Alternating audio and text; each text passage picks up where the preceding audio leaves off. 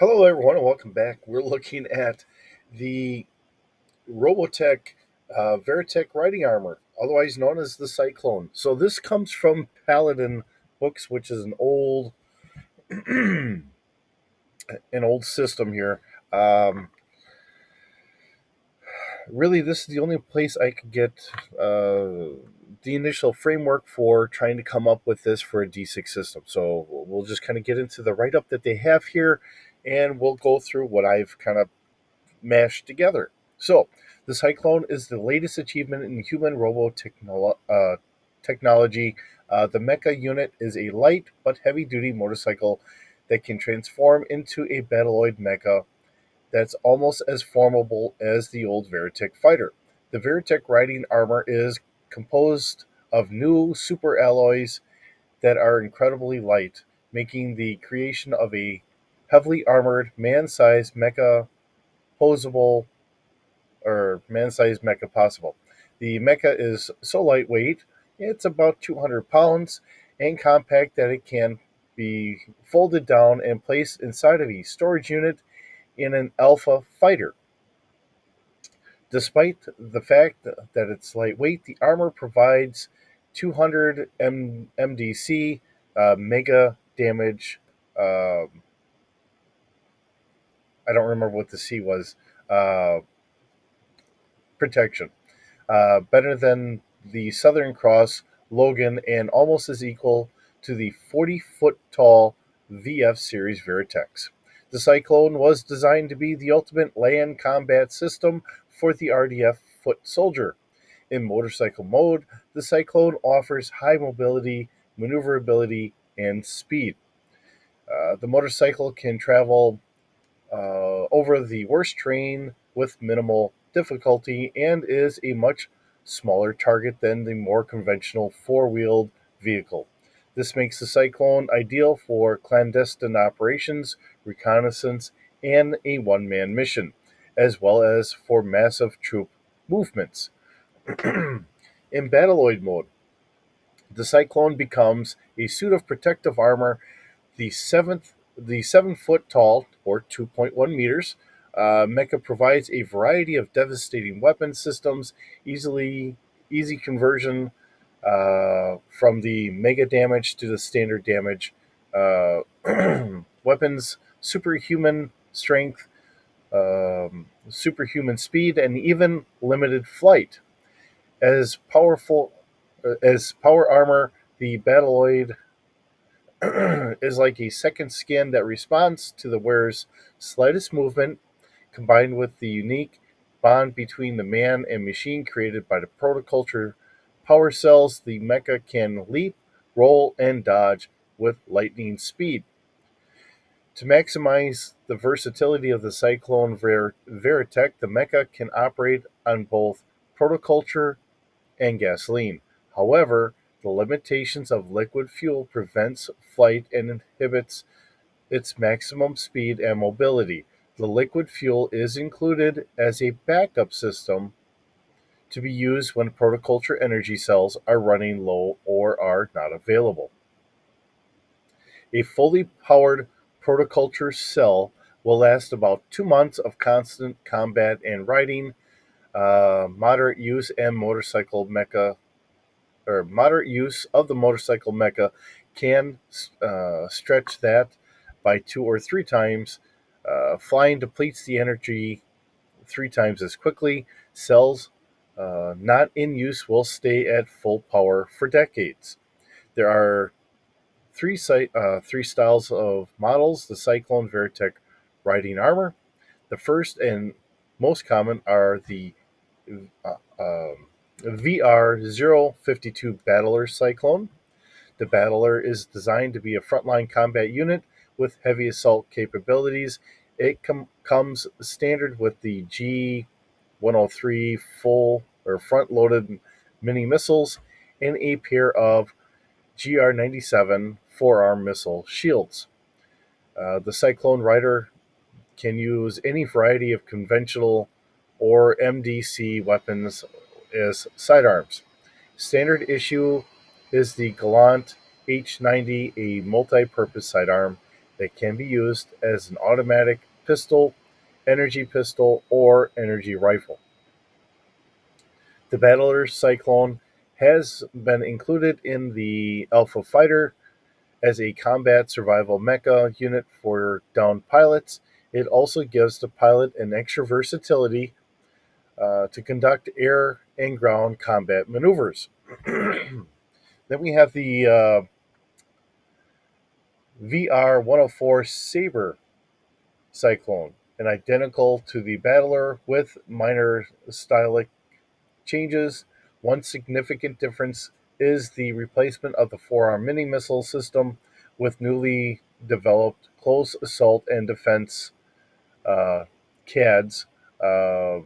Model 1 are a pair of disc like arm shields that contain a retractable high frequency pair of mega damage blades. The saber can slice through the MDC structures as easily as a conventional sword cuts through SDC structures. The original concept was to create a weapon system suitable for special forces assigned to clandestine operations. The silent but deadly weapons are ideal for espionage. The only sound they make is a low hum. Approximately one in every 50 cyclones are fitted with the CADS system. The third type is a Veritech riding armor, the VR 038LT Light Combat Unit. Um, this is also uh, as it is often called. I am having a problem reading here this morning. Um, the lighter version is a predecessor, about 110 pounds. It is designed specifically to accommodate the many um, valiant female soldiers in the RDF. The light combat Cyclone is less heavily armored, lower MDC to 150, and does not come equipped with any type of missile system. However, the light combat Cyclone is even more maneuverable than other Cyclones for hand to hand combat and that. To compensate for its lack of buildup in armaments, the 38 Light comes equipped with the RL-4 heavy rocket cannon, a sort of high-tech multi-round bazooka. The weapon is handheld and can be fired from the Cyclone armor or without the armor as a shoulder support weapon, much like a law rocket.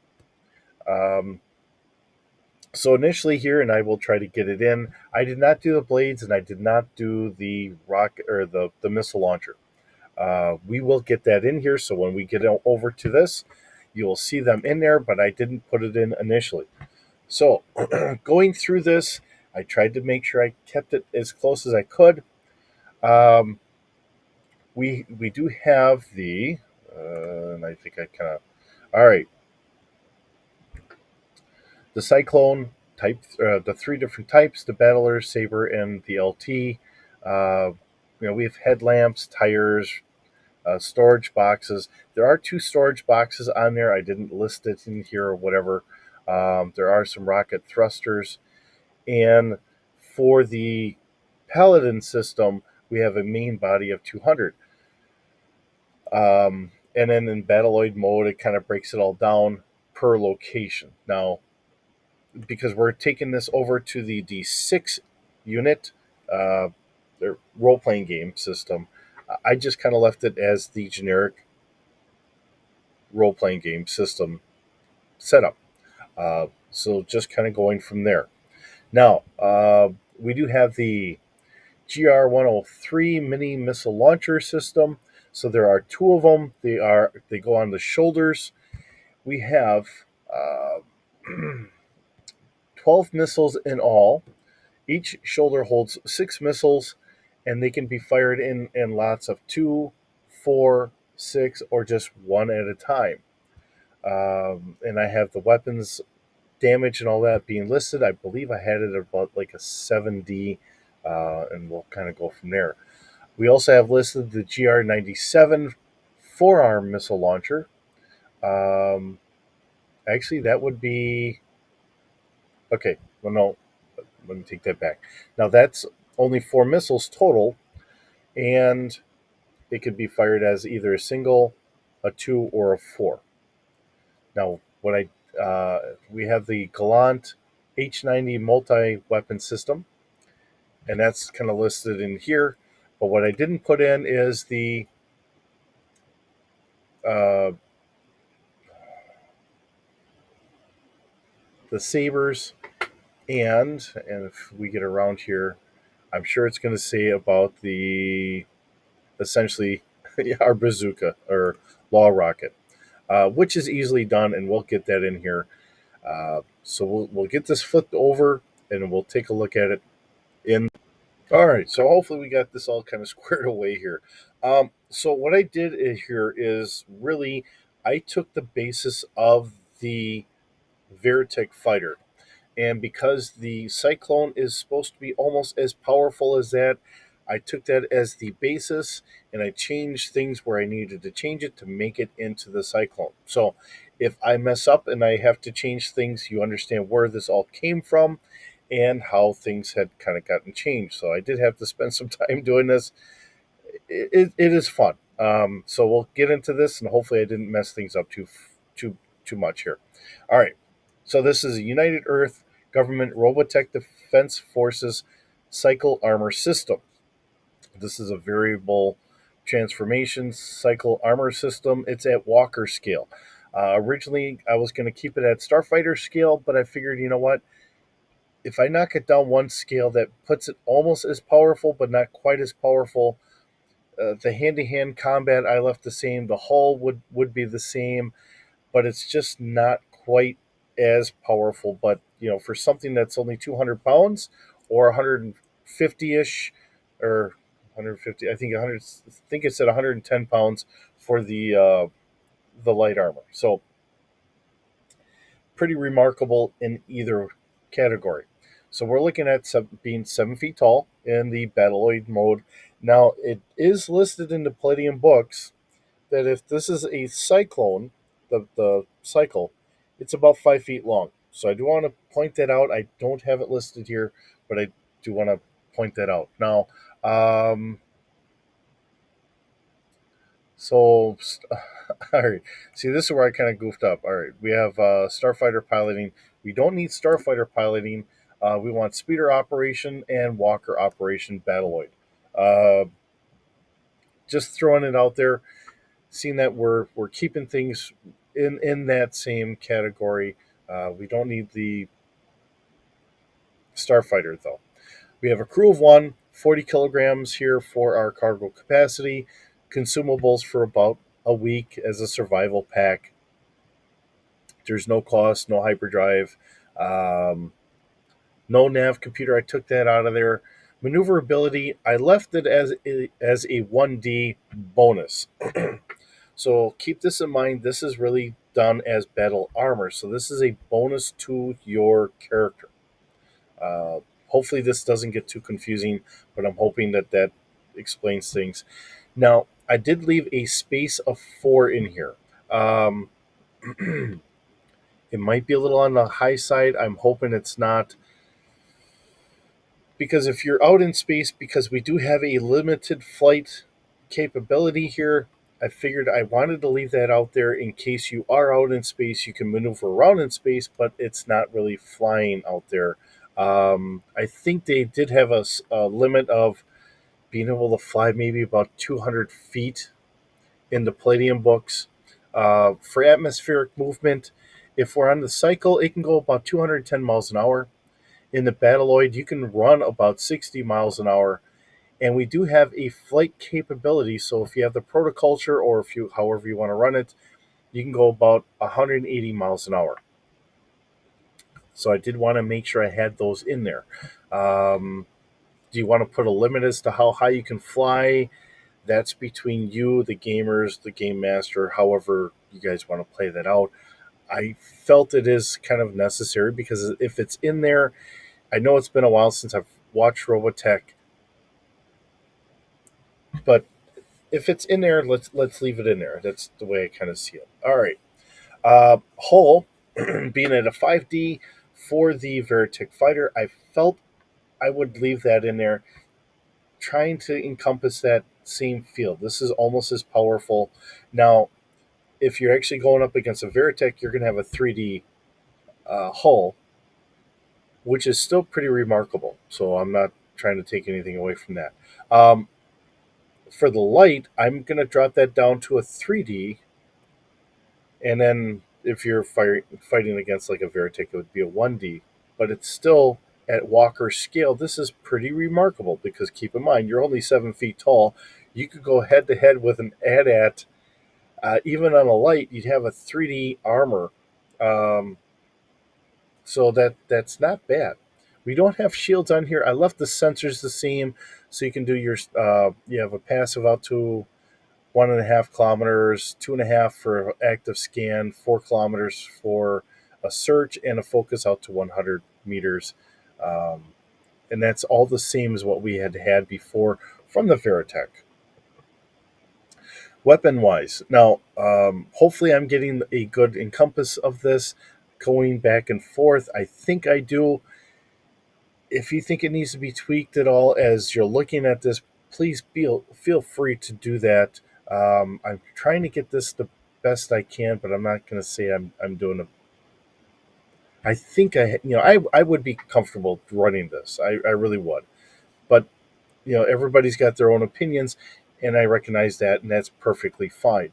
Now, if you notice, I keep the damages because we're looking at missiles pretty much on par with the concussion missile launcher, and I'm doing that on purpose. It's just playing with the scales. So this is all going to be vehicle gunnery at Walker scale here.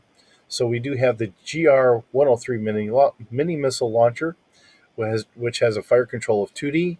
The missiles are doing 7D damage, can be fired either one at a time or in volleys of 2, 4, or 6. Um, and there are 6 missiles on each pod with a total of 12. Now, we also have the 4-arm missile launcher, which is the GR-97, which has up to 4 missiles, has again the fire control of 2D, damage of 7D, and can be fired either as a single, a 2, or a 4 missile volley. um, Now, I don't have this listed here, and this is just a thought that just popped in my small brain here. If you're going to launch this as a volley, which I don't really like doing, volleys get a little bit difficult to explain in the Star Wars system. That's why I don't really like doing volleys. But the way I would really say it is if you're shooting it as a volley, just up the damage, one roll, up the damage by 1D. Okay, because that encompasses like a fire link system. But now here's the problem: if you miss, that means you miss with the whole volley compared to shooting with each individual missile. That's why I don't really like doing kind of a volley. Now, if you want to do it as kind of how BattleTech had done it. This is your 2 hit, and then you roll to see how many missiles hit. You could do it that way, um, and then you just roll for each individual missile that hit. That's a possibility, but I like to keep things kind of moving faster a little. There, so hopefully you get the idea. I want the guys to have fun while we're doing this. I don't want to get bogged down in the rules. Sometimes when we try to overcomplicate it, the rules bog you down, and people start not having as much fun. So now we also have the Gallant H90 multi-weapon system. Now this could either be done as a pistol or a pulse energy rifle. So this is going to be just listed as being forward on the cycle, or it's going to be more or less a handheld turreted kind of weapon. Now, because you're using your own personal blaster skill, this adds a 1D to that for your fire control. Now, I left the damage the same as what we had for the Veritech. Um, so the range for the pistol is 500 feet. The energy rifle can go out to 1,400 feet. That comes from the Palladium book. So I figured I would leave that in there. The damage for a short burst is going to be a 3D, uh, 60 for a long burst, and 90 for a full round attack. Um, but remember, this is using energy clips and all that instead of actual physical. Now, I did leave the ammo in here. Figured that if you're using the ammo system, it still represents a pretty wide base there to say, hey, this should work fairly good. Um, so I kind of have that as a holdover from the Veritech Fighter. So if you want to know where that came from, it came from the Veritech Fighter. Uh, so just leaving it in that terms, that way you have an understanding where I grabbed that from. Now we have the close assault and defense system, the CADS, which I didn't put in initially, but because it's listed here, this is how this is kind of working. So this is going to be hand to hand combat. um, Listed from the Palladium books for the mega damage. Now we have our hand to hand combat. This, because it's now a blade, it's going to add an extra 2D for a slash, a 3D for a punch, or a power punch is going to add an extra 6D to the damage on that attack. Okay. Uh, whoops. Let's see. Here's a first alert weather update. There, I kind of goofed this one up when I um, transferred this over. The weight of these are only 25 pounds. Um, so it's interesting to say that these are still fairly lightweight. Yeah, you could pick it up, but unfortunately, because you don't have the power system that comes with the power armor, if you were to pick it up as just a regular person, 25 pounds is a little heavy, but it'd still be wieldable. You're not going to be able to use it except for maybe a shield. And I thought I put something in there, but I didn't, and that's something I um, kind of flubbed up here. So let me try and see if I can't fix this. Shield.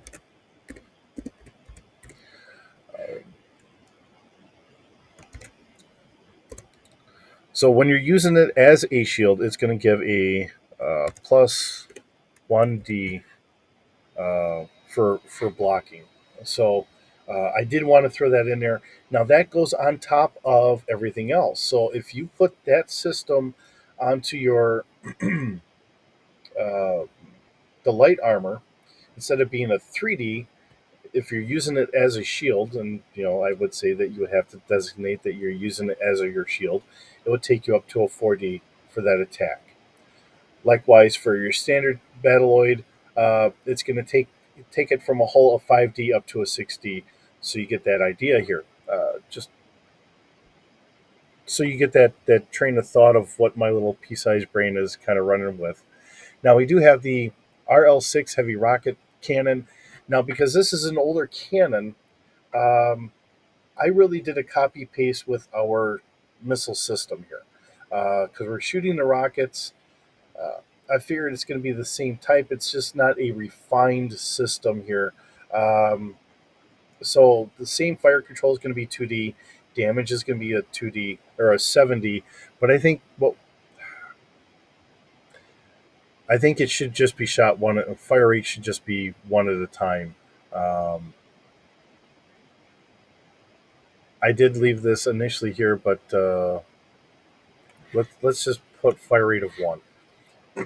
Like I said, because this is a prototype or an early version of everything, you're only shooting one at a time, and then it just does an auto load, so you have a next one. You do have 6 rounds. It does have a 6 round capacity, and then you could probably change it out. Probably from one of your canisters, you could just do a magazine reload for the mini missiles. And then we get to our hand to hand combat. Now, again, this is a carryover from the Veritech Fighter. So your punch is going to be a 7D. Now, if you have um, your CADS system on there, your 7D becomes a 10D. Your kick is going to be a 5D yet because you don't have the blade. And if you did a body flip or a block, that's still going to be your 5D. But if you're saying you're doing a slash motion or a power punch to your punch, that 3D becomes, or your 10D becomes a 13D. Uh, just wanted to make that known. This could really do a huge amount of damage, and it could be very deadly. Now,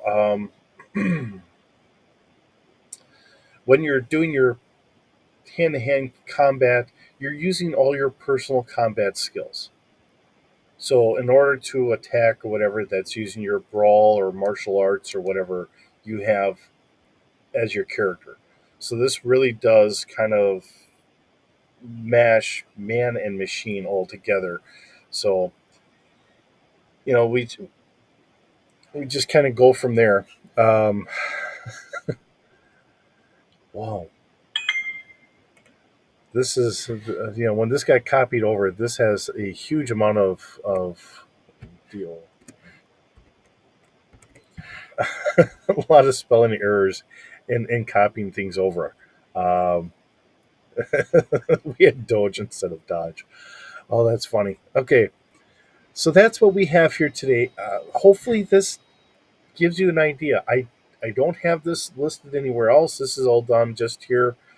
Uh, I'm not trying to toot my own horn. It's fun coming up with this stuff, but it does take time, and it does get to be nerve wracking because especially trying to give it out to everyone. I'm hoping I'm encompassing a good view of what this should be compared to if I'm just throwing it out for the guys, and then we can make changes on the fly if we have to, and that's what I really suggest to you. If something doesn't seem like it's working right, if the system's slightly broken, please feel free to change it and make it correct for your group and your game. But it is fun coming up with this stuff, and that's what we're doing this channel for. It's for the fun of role playing, and just trying to be as a friendly group here. That's all this channel is. So hopefully I keep doing that, and hopefully you guys find some fun and humor and some insight into other ways to look at things. So with that, thanks for stopping by. It's always wonderful having you here. Hope you're doing well, and we'll see you in the next video.